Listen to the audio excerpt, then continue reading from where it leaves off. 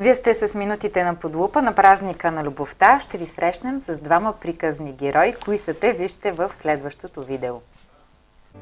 Поли Генова е родена на 10 февруари 1987 година в София. Музикалната й кариера започва в детска вокална група Бон-Бон, когато е едва на 4 години. Завършва Националното музикално училище Любомир Пипков със специалност кларинет. Впоследствие следва режисура в надфис, 4 пъти участва в българския финал на Евровизия. През 2011 година нейната песен "На инат" печели право за участие на Евровизия 2011 в Дюселдорф, където представя България достойно.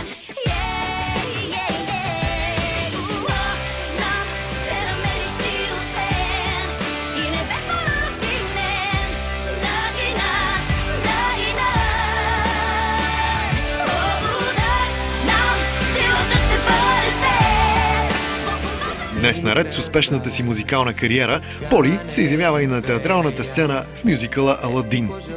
Ненчо Балабанов е роден на 17 април 1980 в Котел. Завършва надфис със специалност актьорско майсторство за куклен театър. Играе в младежкия театър, а гласа му е познат от множество сериали и анимации. Днес той влиза в ролята на Аладин в едноименния спектакъл.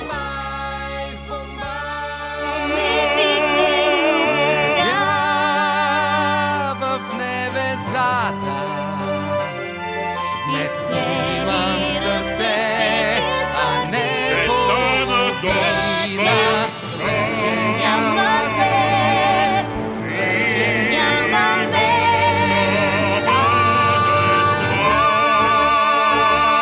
нас. Казвам здравейте и добре дошли на Поли Генова и Ненчо Балабанов. Много ви благодаря, че сте мои гости, именно на празника на любовта. Аладин и неговата принцеса. Много романтично. Само почнахме. Как сте? Добре, благодаря. Добре, мерси. И ние благодарим за поканата. А влюбени ли сте? Днес празнувате ли? Да, Трифон за Резон. Стига да кажи и двете, винаги казваме и двете. Не, аз само Трифон за Резон. Ще може да има поводи за празници, нали? Да, винаги, ти когато кажи, търси. че си влюбен поне. Винаги. Има много неща, в които човек може да бъде влюбен. За мен 14 февруари е за любовта като цяло и за виното. И винаги може да е влюбен 100 000 неща. Така че, Поли, избери си днеска в какво си влюбена и се влюбвай. Виното. Виното. Добре, влюбена е Поли във виното.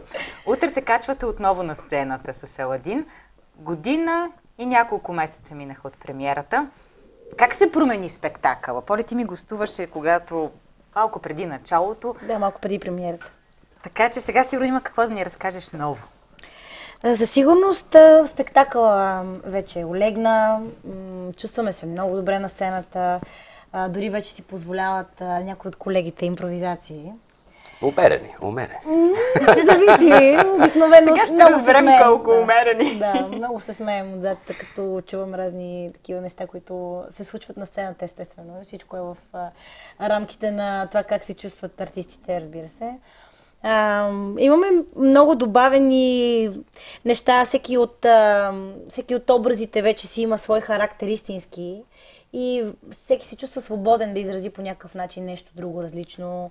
Смятам, че всеки спектакъл си е сам по себе си уникален. Всеки път играем по съвсем различен начин. Да. Каза, че си всеки път с различна коса. Да, въобще много неща всъщност се промениха. Сега имаме удоволствието да имаме и нова сценография. Заменихме някои от декорите с актуалния 3D мапинг. Можем да се похвалим. Също така си имам нова рокля. Така че всичко е ново, въпреки че мина година и нещо. Казвате, че нещата наистина се случват по различен начин. Кажи за твоите импровизации, разбрахме, че вече са от тебе. Не знам, аз съм си по сценария, не знам за какви импровизации говори Поли. Тя докато си има соловите неща отпред, ние отзад, разбира се забавляваме успоредно. Хубавото е, че всеки път наистина ни е като за пръв път на всички. Тоест, всяко представление наистина е отделно само по себе си и не ни е омръзнало в никакъв случай. И аз лично от името на Аладин и от мое име мога смело да заявя, че нямам един и същ спектакъл всеки път. Тоест, не ми се повтарят нещата, всеки път вкарваме се усещаме по различен начин. Дори да не импровизираме прекалено много, защото все пак жанра не позволява да излизаме много от и реплики. Освен ако не забравите нещо, сигурно се е случвало. Случвало се, но сме обвързани с оркестър и ако нещо забравим и е точно възлова реплика преди да започне арията, тогава става страшно. Тя просто не започва. Или не започва, или има една пауза така интересна, която гледаме музикантите отдолу и им даваме знак. Диригента е на штрек, на трън и просто огромен е състава и много импровизации не може да се. 120 човека сме всички общо взето.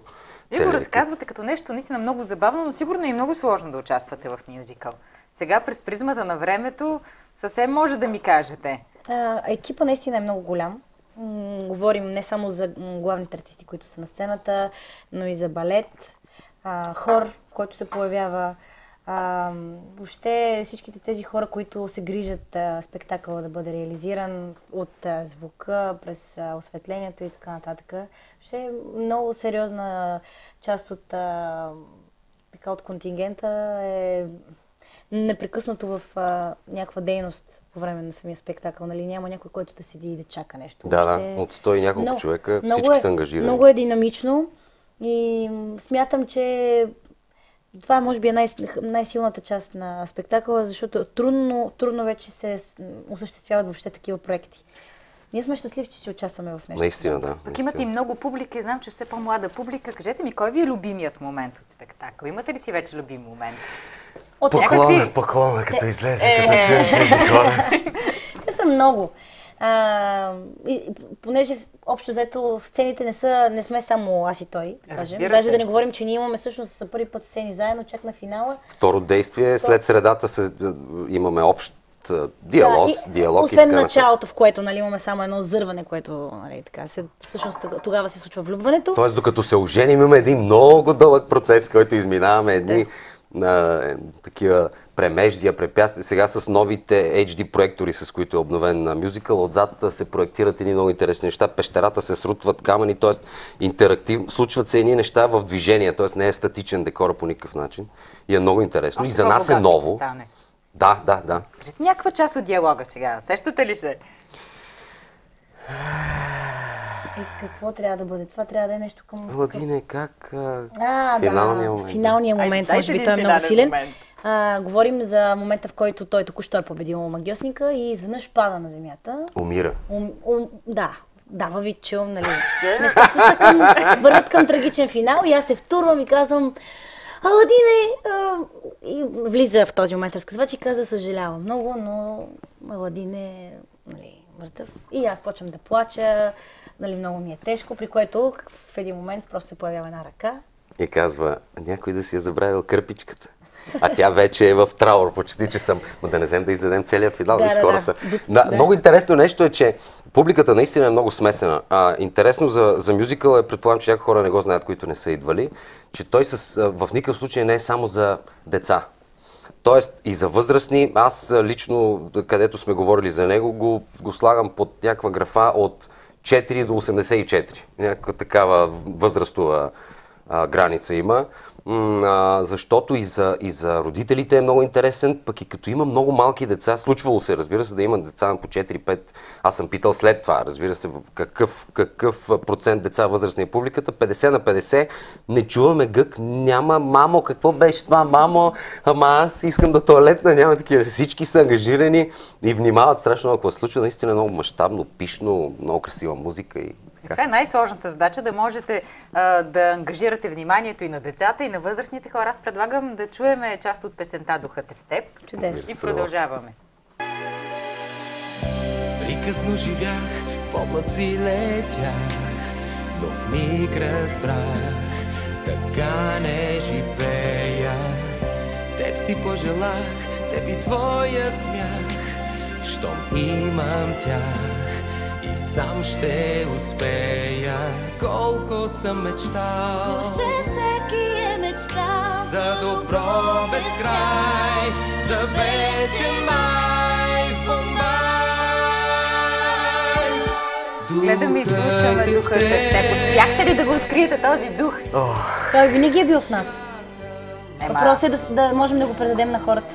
И да им помогнем те да го открият. И да го преоткриваме всеки ден. Всъщност това е посланието, че... Това ли ми изпращате всеки ден, когато играете спектакъла, качвайки се на сцената? Даваме Да, Да, това е основното послание.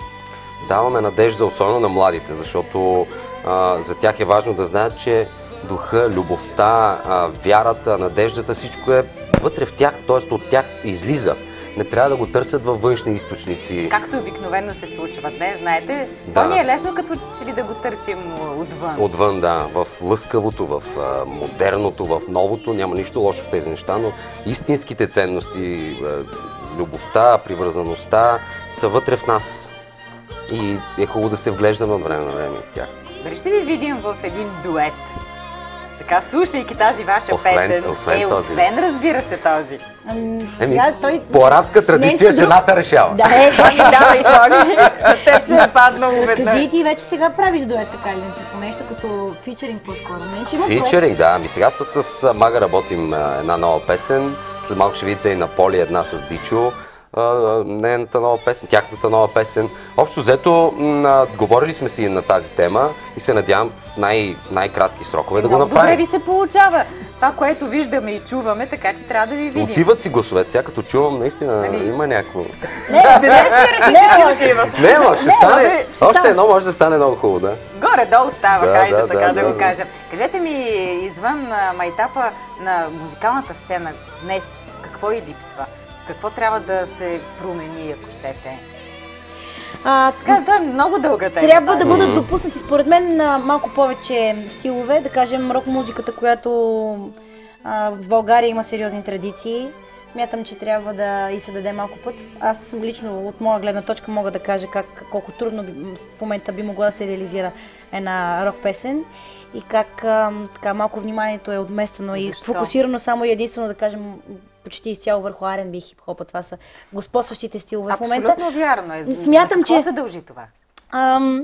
Аз веднага мога да кажа, смятам, че така най-голяма част и според мен най-голяма вина имат медиите, музикалните медии, които разпространяват музиката, защото си ограничават това, което би могло да бъде в пространството. Тоест, голяма доза смятам, че не само, че би могло да бъде, не само, че хората трябва да имат достъп до него, но и трябва да бъде налагано. Защото има различни фенове, различни групи фенове на различни стилове, не би трябвало да хората да бъдат ограничавани Да има разнообразие. и да се толерира само определен жанр. Абсолютно, В момента абсолютно върви вярно. R&B, хип-хоп и само черна музика, основно. Което предполагам по някакъв начин повлиява на младите и те обичат да слушат това, искат това. Не, то няма нищо лошо. Няма лошо, но да, но трябва да е трябва с- да може да се дава и път на други проекти, които също са доста качествени. Разбира се. Поп, поп-рок и още куп. Какво ви коства такива. да се занимавате с музика днес? В България много. Всички усилия, които полагаш, тук са двойни, тройни и така нататък, защото обикновено човек така се занимава и въобще бива подкрепен рядко, примерно да кажем да имаш продуцент, както в моя случай. Толкова години Рози Красова е до мен, слава Богу, но повечето ми колеги работят сами. Да, борят се сами. Те са Борят си се сами. продуценти Да. и какво ли още не. Това е много сложно, Това защото... е сложно и тежко и въобще ако искаш да си реализираш някакъв проект, трябва да го правиш сам. Няма схема, да кажем, няма система, по която ще да се случват нещата, където да имаме повече събития, повече големи концерти, фестивали, конкурси, награди или там каквито и да било музикални Нещо, което да събития. ви мотивира да продължавате. Да, събития в музиката, за да може точно така да има някаква мотивация и въобще артистите да знаят, че когато творят, има смисъл и че има шанс от това, което искат да достигне до хората. Да го покажат, а то за да бъде показано, би трябвало да бъде облечено в някаква визия, да има по някакъв начин концепция. Всички тези неща струват пари. Тоест, би трябвало да има повече хора с финансова мощ, която да подкрепят изкуството. Тоест има съседни нам държави вече го направиха това нещо, без да чакат бързи дивиденти. Това е най-интересното, че доста хора предпочитат да влагат парите си в неща, от които ще ги възвърнат до година-две. А в шоу-бизнеса това е един бавен процес, една машина, която бавно и полека се заработва и дивиденти могат да бъдат извлечени след години. Но шоу-бизнес изобщо съществува ли у нас на този етап? Съществува, докато има заведения, докато има участие, докато има клипове и хора, които да се занимават с това. Смисъл, нали, на шоу-бизнес? Не може да го сравняваме все пак с огромните държави. Наистина е труден мащаба да бъде съпоставен, но бих казал, че има според мен. Ти, принцесо, какво ще кажеш? Под някаква форма съществува, но смятам, че много неща могат да бъдат направени в тази посока с цел, поне ако не за нас, за поколенията след нас, които идват, да могат да работят с повече лекота, да са по-спокойни, че ще имат реализация. Да. Може да се изхранват от тази професия, защото знаем, че нали, имаш една така поговорка, музикантка ще не храни. Да, въпрос на шанс. Аз не мисля, че и на Запад, между другото, всички, които се занимават с музика, много талантливите се хранят изцяло или са много богати от тази работа. Да, е много, много тежка и въобще нашата професия е много, как да кажа... Изисква да се доказваш непрестанно, така ли? Да, има голяма доза шанс. И не само, правилата на сцената не прощават на никой. Както и пред камера, както и на театрална сцена и въобще или става, или не става. Средно положение според мен няма. Пак публиката най-верният коректив, така или иначе, така че няма да ти прости. Публиката точно така, не прощава. Точно така. Всяко нещо иска много работа и иска пеене на живо.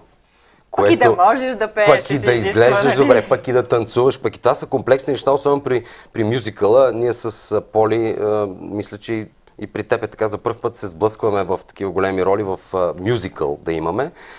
И аз лично сега разбирам, аз след репетициите свалих 12-13 кг от Аладин. В смисъл, това е един много сложен жанр, в който се преплита... Трябва да пееш, да танцуваш, да си артистичен, ти си актьор на сцената, има ти и диалози, освен че пееш. И няма втори дубъл, ако нещо се случи, се отиграва. Имахме една случка в предишното представление с духкинята, падна от високо, отиграхме го, направихме някакви флик-флаци, салта, за да отиграем положението, да не затворим завеса, защото тези хора пък са се изплашили, ама те искат да видят, че момичето е добре и така. Всичко е на живо, просто няма как.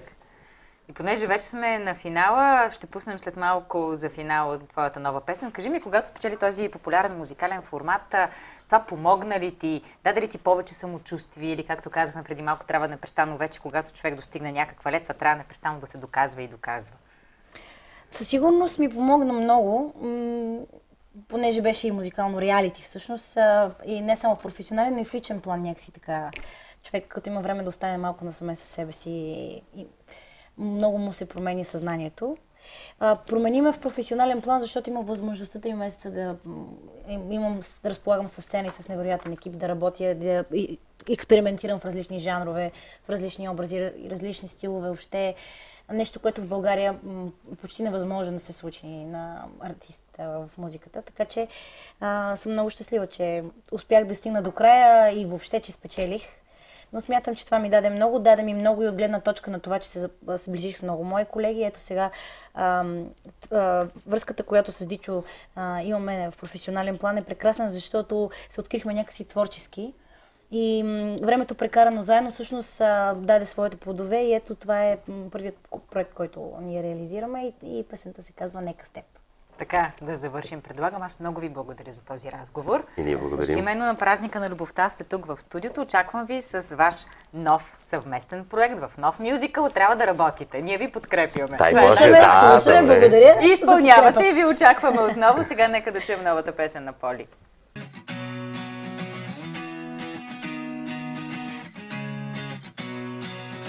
Вярваш ли, че можеш сам, без отбор, да продължиш натам? Нека с теб